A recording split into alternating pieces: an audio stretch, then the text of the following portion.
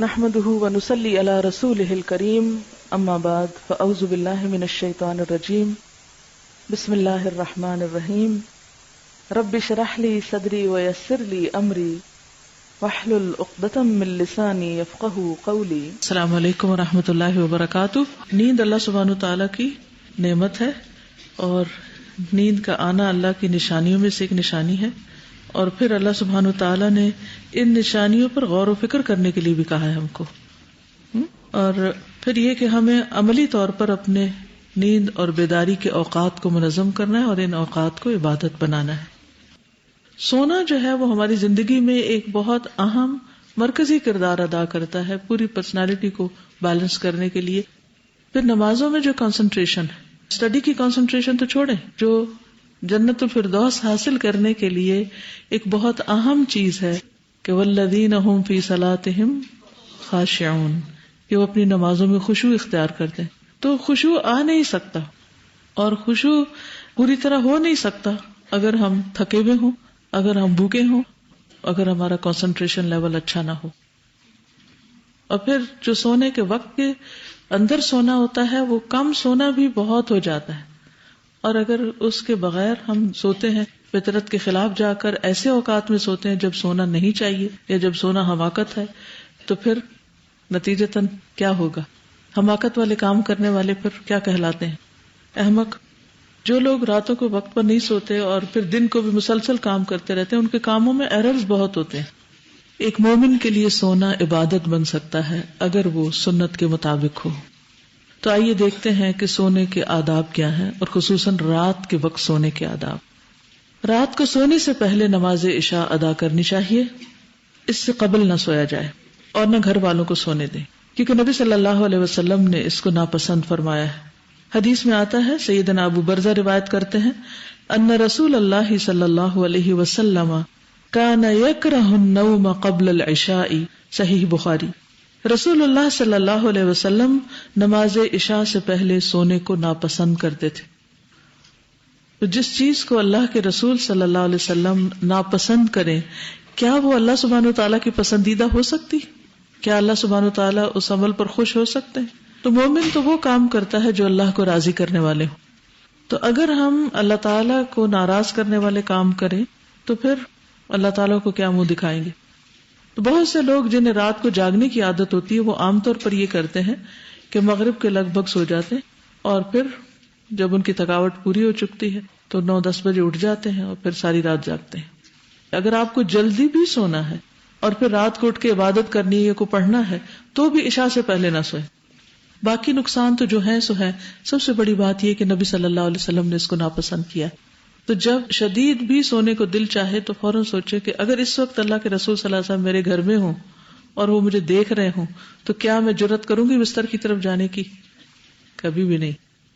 کبھی ماں باپ کے ڈر سے ہم نہیں جاتے بستر کے قریب، یا کسی بڑے کے یا کسی مہمان کی وجہ سے یا کسی اور وجہ سے۔ تو جس کسی کی وجہ سے بھی ہم نہیں سوتے تو اس سے زیادہ حقدار ہیں اللہ کے رسول صلی اللہ علیہ وسلم کہ ہم ان کے کہنے پر عشاء سے پہلے نہ سوئیں۔ پھر نماز وتر کا اہتمام کرنا۔ وتر رات کی آخری نماز ہے۔ تہجد کے لیے بیدار نہ ہونے کا اندیشہ ہو تو وتر پڑھ کر سوئیں۔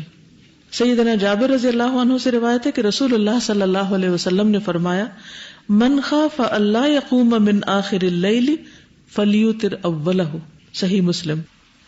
جسے اندیشہ ہو کہ وہ رات کے آخری حصے میں نہیں اٹھ سکے گا تو وہ رات کے پہلے حصے میں ہی نماز وتر پڑھ لے۔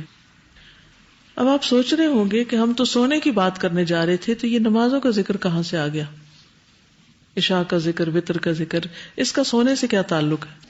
اگر ہم سونے کو عبادت بنانا چاہتے ہیں تو عشاء کی نماز پڑھے بغیر سونا عبادت پھر کیسے ہوگا؟ اور رات کا آغاز ہی ہم نبی صلی اللہ علیہ وسلم کے حکم کی خلاف ورزی سے کر لیں تو پھر عبادت کہاں سے ہوگی؟ یعنی جو شخص نماز عشاء پڑھے بغیر سو جائے یا وتر پڑھے بغیر سو جائے اور صبح اٹھنے کی نیت بھی نہ ہو، صرف فرض پڑھ کے سو جائے، تو کیا اس کی رات کی نیند عبادت بن سکتی ہے؟ نہیں۔ ٹھیک ہے؟ تو کسی بھی کام کے کرنے سے پہلے اس سے جو فرائض ہیں یا واجبات ہیں یا سنتیں ہیں یا مستحب امور ہیں، ان سب کو کرنا ضروری ہے۔ ٹھیک ہے؟ پھر ہے جلد جاگنے کے لیے جلد سونا. صبح جلد جاگنے کے لیے نماز عشاء کے بعد سونے میں تاخیر نہ کریں اور غیر ضروری باتوں سے پرہیز کریں. عشاء کی نماز کے بعد ذکر الہی، علمی گفتگو، دینی مذاکرہ یا گھر والوں سے ضروری بات کے لیے جاگا جا سکتا ہے. ایسا نہیں ہے کہ بالکل جاگنا منع ہے، یا اگر کوئی جاگ رہا ہے تو غلط کر رہا ہے یا کوئی حرام کام کا مرتکب ہو رہا ہے.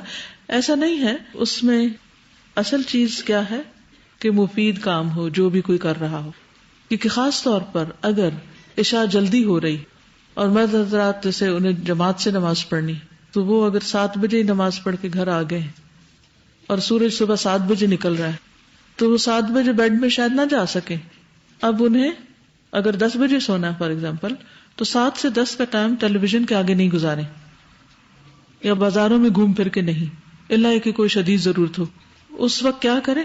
کوئی بھی مفید کام کریں. جیسے مثلا اسٹوڈنٹس ہیں، طالب علم ہیں، اپنی اسٹڈیز کریں. اسی طرح اگر باقی افراد ہیں تو ان کو بھی اس وقت میں اپنی فیملی کے ساتھ بیٹھ کر کچھ علمی مذاکرہ کرنا چاہیے. علمی مذاکرے میں دینی تعلیم بھی ہو سکتی ہے یا اس کے علاوہ بھی کچھ پڑھائی ہو سکتی ہے، بچوں کے ہوم ورک وغیرہ ہیں، یا کوئی بھی مفید کام کیا جا سکتا ہے. سیدنا ابو برزہ کہتے ہیں ان رسول اللہ صلی اللہ علیہ وسلم کان یکرہ النوم قبل العشاء والحدیث بعدها. رسول اللہ صلی اللہ علیہ وسلم نماز عشاء سے پہلے سونا اور نماز کے بعد باتیں کرنا ناپسند فرماتے تھے. یعنی بعض لوگوں کی عادت ہوتی ہے کہ جب ہر چیز سے فارغ ہو گئے تو ادھر ٹیلی ویژن چل رہا ہے، ادھر سارے لوگ کٹھے بیٹھ گئے اور پھر باتیں گپ ادھر ادھر کی اور بس لیزی بیٹھے ہیں، کوئی خاص مقصد نہیں، ایسے ہی 2-3 گھنٹے صرف ادھر ادھر کی چیزوں میں گزار دیے جس میں کوئی پروڈکٹیو کام نہیں کیا. تو اس سے بچنا چاہیے کیونکہ مومن کی زندگی بہت قیمتی ہے، ایک ہی دفعہ ملی اور یہ سارا وقت کمائی کا ہے. ہم جاب پر ہیں، اس سارے وقت میں جو بھی کریں گے اس کے اوپر ہمیں اجرت ملنے والی، اجر ملنے والا ہے. اگر ہم نے اپنی جاب میں کوئی کمی کوتاہی کی، کیا ہے جاب، کیا ہے ویسے بائی دا وے؟ اللہ کی عبادت، اللہ کی عبادت کے لیے پیدا کیے گئے ہیں. جنت الفردوس میں جانے والے والذین هم عن اللغو معرضون، وہ لغو باتوں سے پرہیز کرنے والے ہوتے ہیں. اور لغو کیا ہوتا ہے؟ جس کام میں دین یا دنیا کا کوئی فائدہ نہ ہو، بالکل بیکار کی باتیں، بے مقصد باتیں، لوگوں پہ تبصرے، ادھر ادھر کی باتیں، یا کوئی سنی سنائی باتیں آگے کرنا، یا دن بھر جو بھی کوئی کام کیا انہی کاموں کو پھر بیٹھ کے دہرانا، شو آف کرنا، میں نے یہ کیا، میں نے وہ کیا، صرف دل کی تسلی کے لیے ایک دوسرے کو اپنی قصے کہانیاں سناتے رہنا. تو ان چیزوں سے پرہیز کرنا چاہیے. قدرتی بات ہے کہ انسان صبح کے وقت ایکٹیو ہوتا ہے، بہت کچھ کر لیتا ہے، شام تک اس کی بیٹری لو ہو جاتی ہے، پھر اس سے کوئی بہت پروڈکٹیو کام نہیں ہوتے. تو بھی اس وقت کو منظم کرنے کے لیے کچھ ایسے کام سوچ رکھیں کہ جن میں بہت دماغ نہیں لڑانا پڑتا، جن میں صرف یہ ہے کہ آپ بس ایک روٹین میں کام کر لیں.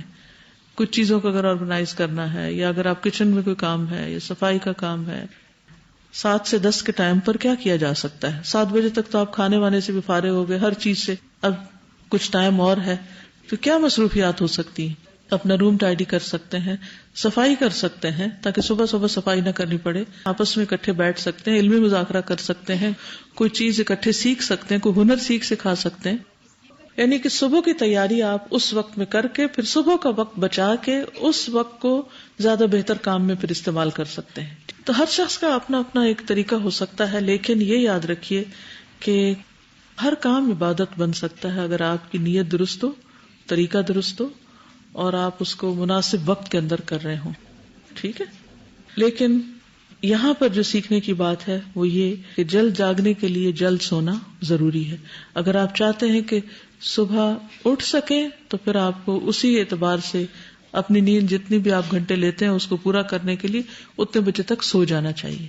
اور پھر اگر آپ ایک وقت مقرر کر لیں گے، اس کا فائدہ یہ ہوگا کہ اس وقت پر آپ کی باڈی خود بخود، یعنی باڈی کلاک بتانے لگے گی کہ سونے کا وقت ہو گیا، اور آپ سونے کے لیے تیار ہونے لگیں گے، یعنی جسم بھی سونے کے لیے تیار ہو جائے گا. ورنہ خاص طور پر جن لوگوں کو انسومنیا کی شکایت ہوتی، یعنی ان کو نیند جلدی نہیں آتی، اگر ان کے اوقات مقرر نہیں ہوتے تو پھر وہ مشکل میں آ جاتے ہیں. سونے جاگنے میں اعتدال اختیار کرنا.